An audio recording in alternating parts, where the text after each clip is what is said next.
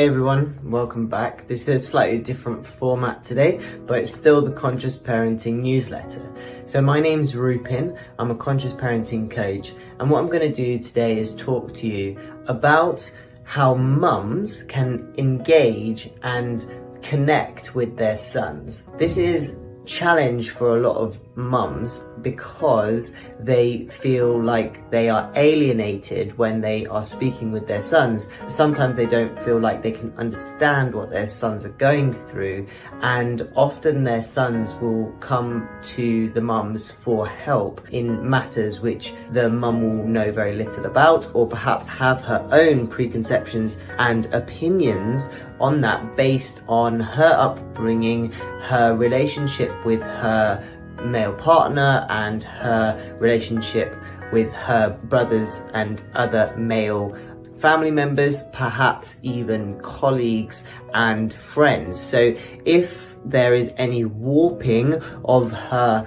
idea of what males can be like, this can sometimes get in the way of conscious, loving, connected, attuned, present way in which that we try to strive for in conscious parenting. So I'm really hoping that you get a lot of value out of this. I've got 3 things that I have to tell you about, and I would love to know what you think of them, and if you think that they will work for you, if you're going to give them a go, make sure you drop in the comments below for us so that we can all see how it's going for you.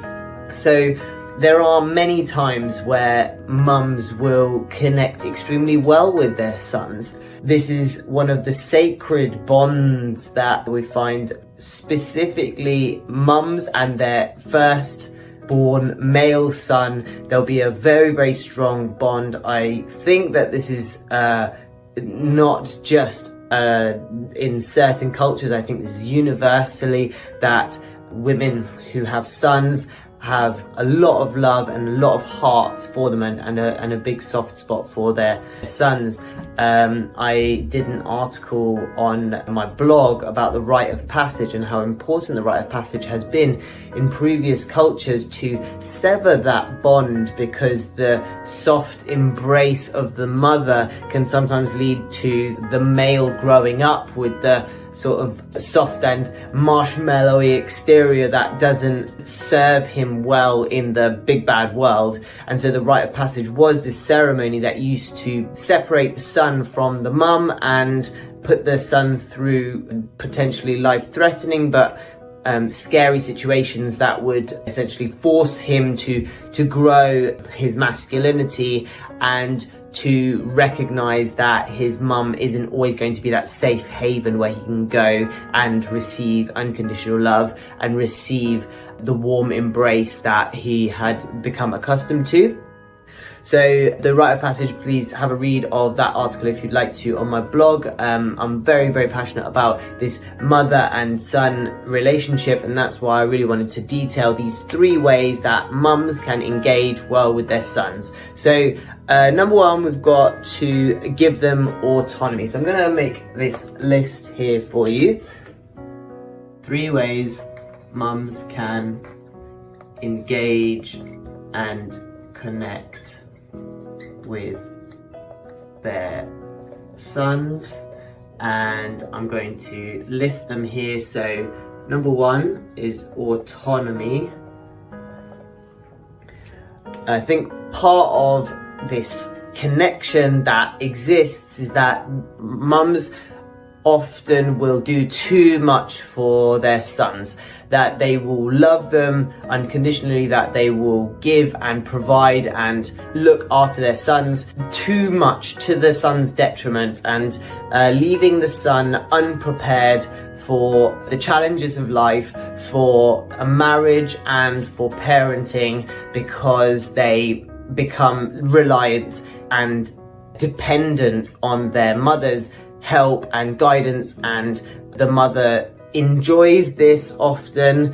This is sometimes referred to as the Oedipal complex, where the mother actually prefers that the son grows up to be incompetent because she does not want him to leave, because she loves him so much, because she's going to miss him. And so the ideal scenario for her is that he grows up without the life skills required to survive. So this first one is to start to give the son autonomy. So depending on the age of the son, you can start this particularly early, and the ages that I would like to just detail for you, so that if there's any mums watching this who have sons of a variety of ages, we can maybe just go through some potential examples. Let's start with a son who is maybe 5 to 8, maybe 5 to 10, that sort of age range, where actually you wouldn't expect the child to do too much autonomous tasks, and actually they are transitioning from being entirely dependent life form into some sort of independence in certain aspects. So I think it'd be useful to imagine the scenario where the child is starting to become capable. They actually don't need as much help as what they did when they were a baby. They don't need as much help as they did when they were a toddler. Something like zipping up the jacket. Just a random example, imagine zipping up a jacket.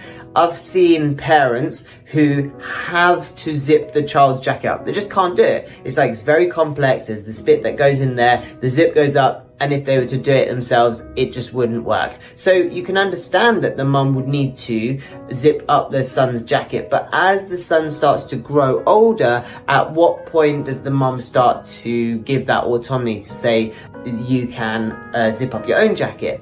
And so giving the autonomy early, or at least as soon as the son is ready, is my number one suggestion to start to build this connection, because the connection is based on dependence. The son will lack the skills and ability to zip up his own jacket, metaphorically speaking. What the issue is there is, so the issue there is that the son will not realize, because they are a child, they're actually still growing, becoming aware of the world, that actually they are more capable than they're being given credit for. So as the child is growing, we'll leave the metaphor of the jacket now and start to think about this in context of your own children, that if you have a son, perhaps you could ask them whether they would like any extra responsibilities. I'm thinking specifically about you asking your children, is there anything that you actually think that you could do without my help? Is there some stuff that I'm doing for you that you don't require as much assistance as what I'm giving you? Having this conversation will actually include the son into the conversation and give the son a chance to tell you where he feels that you are helping too much, and therefore what you're doing is actually listening to his needs and actually trusting him to make his own decisions and to grow up slowly at his own pace. So asking what responsibilities would he like, whether there is any responsibilities that he would like, and then perhaps if that doesn't work as an opening question, perhaps suggesting that it's time for him to start to take on a few more responsibilities, and then to ask him which of the responsibilities does he think that he would be able to manage. Now, I think it's really important to not have a steep cliff here, that you are compassionate and that you understand that your son is not going to be able to take on the responsibility perfectly from the start, and that he may need some help to grow these skills and to become a more competent young adolescent male. So taking the time, finding out what they want, being compassionate, and forgiving when the responsibility is not quite upheld. I think all of those are really important. So that's the first one. Autonomy is to try and find that autonomy, to see if there's anything that is possible to offload from the mum's responsibility onto the son's responsibility. Okay, so number 2, we're gonna go number 2 just here is hobbies. Now, quite often my clients who come to me for help and advice, they completely in the dark about their son's hobbies. And it's not that they don't know what the hobby is, it's just that they don't know what that hobby really is about. Like, why does the son enjoy that hobby? What is it that makes that so engaging? So there's a really good example here. Perhaps we'll skip forward a couple of years. That Call of Duty is this game on PlayStation, and it's basically like where you have like a rifle and you run around and you shoot each other. It's like a shooting game, sort of like a bit of a war or something, and the mums of the sons will know what the game is. They'll understand that it's Call of Duty, that it's a shooting game, and that they can sit there for hours and play the games. But they don't really understand like what actually is the son going through, what are they enjoying, what is the best parts about that game, what kind of gun they use, what kind of camouflage they use, what was really funny that time, like who they play with and all that kind of stuff. The times that these clients actually do know the answers is when they're concerned and when they're worried. So if there's an issue, like if they feel like there's something to be concerned about, perhaps the game is too violent, or perhaps the friends that they're playing with are being inappropriate, then all of a sudden there's a lot of interest, because this is about the policing and making sure that the content and the enjoyment of the game is sort of clean and age appropriate. So all of a sudden there's a lot of interest when there's something negative, but when there's something positive, like the son just having a really nice time, enjoying themselves, feeling confident and powerful in a specific arena, there is very little interest. And I can totally understand why. Like, there's a gender stereotypically, like women don't tend to enjoy video games as much as what men do. They didn't grow up playing video games as much, which isn't true for all. Like, I know a lot of girls who love to play games. My sister and I, we used to play driving games on my PlayStation when we were kids. Like, she has her own consoles as well. So and I've had previous partners who love to play games like Nintendo Wii and stuff. So it's not that all women don't like to play games, but there's a tendency that this is a male arena, and that I think that can be a bit terrifying for a lot of mums, because when they have sons, the sons might ask for this game console. They don't really understand what it is. They've never really used it. They don't know what the son is doing and how it works. So maybe just squashing that, like, that doesn't need to be the case. There's no reason why a mum shouldn't understand what the games consoles are, what the different options are, what it's like to play the game. And there's something in video games that is very fun for men, and that they really enjoy it. They love the engagement, they love the visuals, they love the connection, the speed, the competition, and like, often it's like about being a hero. So perhaps it's like engaging some of the male consciousness to accomplish, to complete goals, to finish quests. Some of this stuff is very fun, and being a young teenage boy out in the actual world can be quite challenging, where, you know, there's maybe teenage girls to worry about, there's fashion to worry about, there's school to worry about, all of these things that teenage boys are perhaps incompetent at, yet they sit down to play PlayStation and they feel very like capable. So this is a really wonderful feeling that young men will get from playing the games, and it's something that's worth the mums understanding that,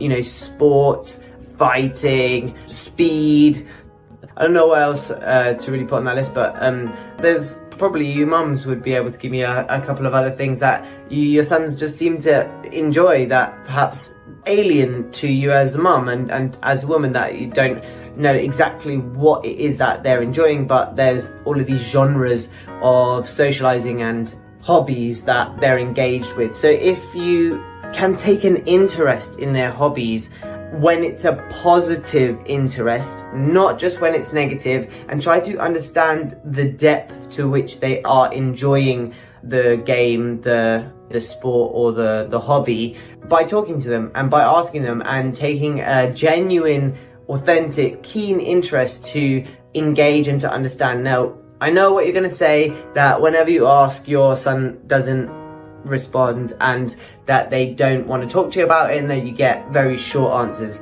your son is not the only place that you could learn about what the games are that they're playing. There is Google. There's me, I can answer some questions. There's a lot of people that you will know who also play the games, and you could perhaps maybe find somebody on YouTube just to understand what the games are like, what it is that the person's playing, and come prepared to the conversation with some keywords and some stuff that will show your son that you have taken a keen interest in their hobby and that you care about what they're up to in a positive way, not because you want to police them. And then be careful not to cross those two over, yeah? Like, just because you are getting that good conversation out of them doesn't mean that you should be like holding all that information for later on so that you can use that information and that conversation to police them better. So whatever you get out of these kinds of conversations, try and actually just enjoy the connection. They are not an opportunity for you to investigate deeper. So just enjoy the connection, that's it. And if you can come prepared, understanding their hobby, if it's Call of Duty, there's particular guns that are really cool and really fun, and there's specific camouflages that are really cool and really fun, and there's different landscapes, and maybe you could just say, I heard there's one called Nuketown. So if your son plays that game, there's one called Nuketown. I don't even know if that's on the new game, but look, if it helps, you can say I heard Nuketown's really fun, like Rupin said on that YouTube, and see whether that sparks some conversation. They might be like, oh man, that's on the old one, what does Rupin know? I don't play right now because I'm just busy and stuff. But look, it's called Nuketown. Just try it out and see if that brings the conversation. You might be able to have engagement on this topic, and maybe you could suggest what your favorites would be, or what you like about it, and then try to find out what they like about it. What is the thing that they're enjoying? Because each of your children will be different. They'll all be enjoying it for different reasons, and they might not even understand why they're enjoying it. But having the opportunity to explore that part of themselves by speaking to you will be very enlightening for themselves, and the sacred, beautiful connection that you're looking for with your sons, except that now it's on mutualistic, balanced level where you are entering their world instead of them having to enter your world. You're not bringing them to something that you find fun. You are going to something that they find fun, and then you're having an engaging conversation there. So that's the difference. Hopefully that is useful for you. I think that will be quite easy to get started with. Depends on what their hobbies are. Give me a shout if you need any help. We can definitely go through it and we can plan some stuff. And this one's going to be the hardest one. So I left this one for last because this one is definitely the most challenging.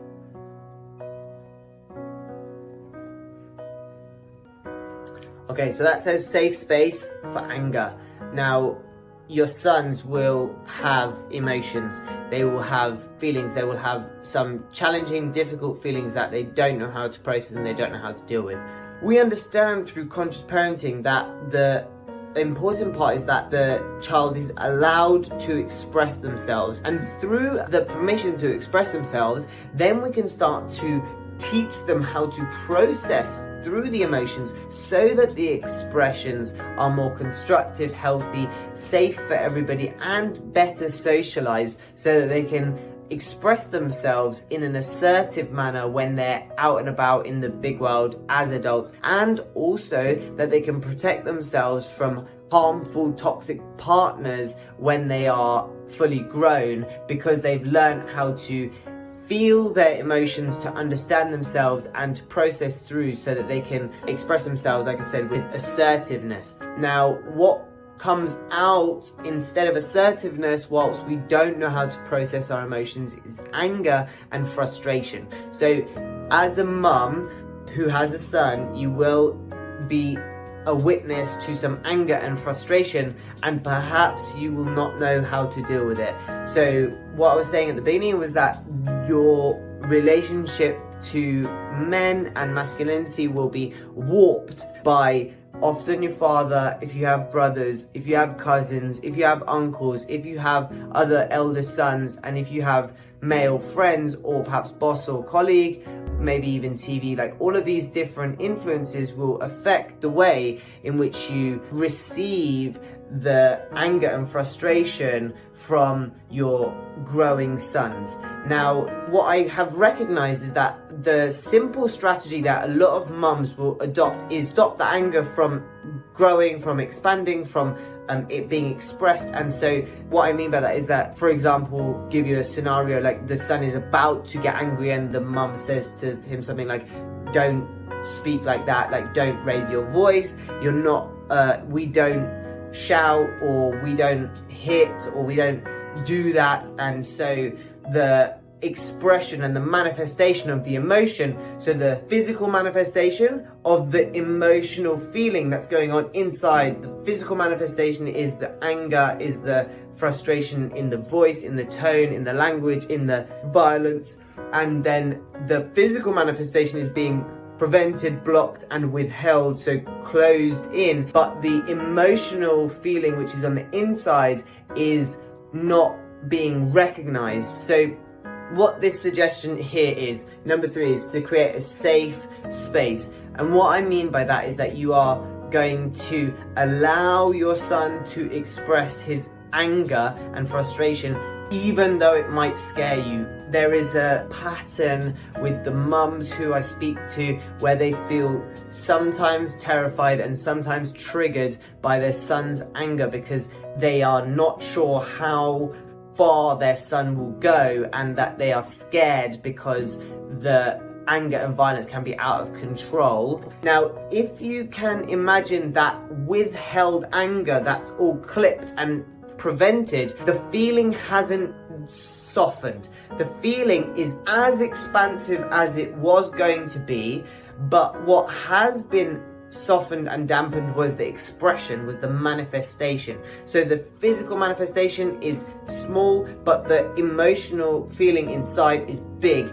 And so whilst the son is young, and whilst the son is a child, maybe pre-teen, and willing to listen to the mum when she says, don't be angry, don't raise your voice, don't swear, don't hit, don't be violent, as she controls that manifestation and he listens, he will have that bottled up feeling inside. But once he's a teenager, and once he starts to find his own independence and his own autonomy anyway, then that's when these problems really start to surface, they start to arise, depending on the temperament of the son, because some sons don't ever have these kind of outbursts because they either afraid of their mum or they aren't that naturally aggressive and their temperament is more gentle. So some sons will not have this issue, but the advice from me is still the same, to still create this safe space, because when the son is young and they express themselves through the physical manifestations, the levels of damage that they can actually make are minimal, they're limited, they're smaller, and so there isn't that much risk at that point. But if you clip it then, and if you limit it then, the risk is that when they're teenagers, when they're 15, 16, and when they have the skills, perhaps the financial ability and the maturity to exit the home and to do what they want, like basically when they're almost a grown-up, then the levels of damage that they can do are a lot higher. And so if they have this bottled up anger that hasn't been able to be manifested and hasn't been socialized, they haven't learned how to process through that anger so that they can communicate the issue at hand through assertion rather than the volatile anger and aggression, which is an attempt to dominate and control the situation, then there is more difficult for cooperation. And if you can find the confidence in yourself to stand tall and brave in the face of your son, who is scary and perhaps triggering in his anger and in his emotions, if you can stand strong and recognize that you're safe and that the levels of damage that are minimal and that chances are that you will be fine, and I'll explain to you how we can get to that conclusion in just a second. Then you can help the child to navigate their emotions, to process through what they're going through, and start to communicate the problem through words, using vocabulary, using an indoor voice, and suggesting what could be the solution, seeking that cooperative and collaborative effort between the mum and the son, instead of the mum being in her fear, so feeling weak, vulnerable, and perhaps the victim, and the son then being afraid of oppressing her, so limiting his physical manifestations, being afraid of scaring and traumatizing his own parent by limiting and clipping that manifestation, and until he's old enough that he doesn't need to follow instructions from anybody and starts to find his own boundaries, and then the risk is higher that he will want to express himself in these ways because he hasn't learned how to process it yet. So the way that you get to this number 3 is actually going to be through understanding yourself. And what you need to understand about yourself is where your fears and traumas come from in your own past, in your own childhood, and whether there is any sort of generational link here between the males in your home and in your family. So if, for example, you were exposed to any kind of violence, or that there was any sort of oppression within your family, then you may see your son, this sweet little 4-year-old angel who you thought would never be violent, manifest these emotions as aggression and violence through hitting, through biting, through, and then growing up and throwing toys, and maybe growing up and swearing, and then growing up and not running away. So all of these things, especially if the violence escalates, so with the hitting, as they get stronger, if they're hitting harder, and you don't understand your own fears and traumas based around the males who are in your past, then you might be projecting onto your child the unrelated fear that they will turn out into that person, that they will turn out like them, that one day my sweet innocent boy is going to be as bad as they were, which isn't actually what's happening, because all boys have aggression and all boys manifest violence if they have that aggressive tendency, just like all girls do. They're not linked to that person from your past. They're not expressing themselves through violence because they're related to that person, because they are the grandson of your dad. It's not like that at all. They're just being a human. And so if you can detach the trauma from your own past,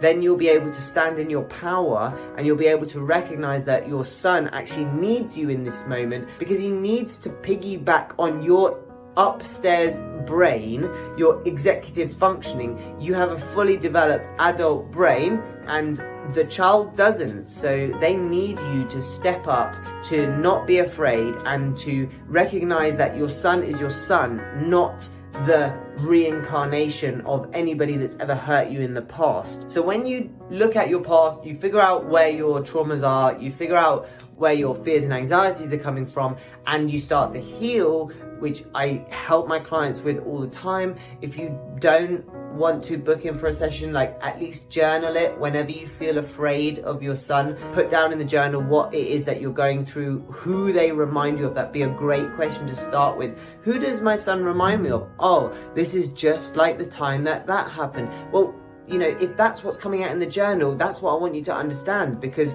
when I'm saying it out loud right now, I'm sure you can hear they're not that person. Your son is not that person. It's not just like when that happened to you as a child. It's not the same situation. We're in a totally different situation. This is just a child trying to express themselves. So when you journal, see if you can understand it. Obviously, the other option, if you don't want to just journal, if you don't want to just try to understand yourself by yourself, please get in touch with me, you can shoot me an email. It's Rupin, Rupin, at consciousparentingcoach.co.uk. Jump on my socials as well, Rupin Rach, Rupinrach, and we can definitely have a chat. There's a free discovery call. We can do like 30 minutes. If we need longer, it's fine. You know, we just need to have a chat, find out exactly what issues that you starting to become aware of, and then we can start to figure this out, because this is really, really common and very difficult for a lot of mums to deal with. So this can cause a serious amount of disconnection between the mum and the son, because the mum is unable to stay present for the son. That's the overarching issue here. If the mum was able to stay present for the son, stay conscious, she would not bring her own past and her own history into this moment. The son needs the mum to be present, to be with him, because he is going through his emotions. It's not about what happened to the mum when she was a little girl, as a child. It's not about that. That's not what the son is going through. He needs his mum there in this moment right now, to not be afraid, to not shy away, and to give him the unconditional love and the embrace that he actually needs, whether that be physical or whether that be metaphorical and spiritual. So understanding yourself is going to be the way that you can help your children to feel safe, to have that space to express themselves. So I will leave you with that. Hopefully those 3 suggestions were useful. My name's Rupin. I'm the Conscious Parenting Coach, and I really hope to hear from you soon. Okay, I'm going to sign out now. Thanks for listening. Any questions, just shoot them over to me in an email. Bye for now. Thanks everyone. See you.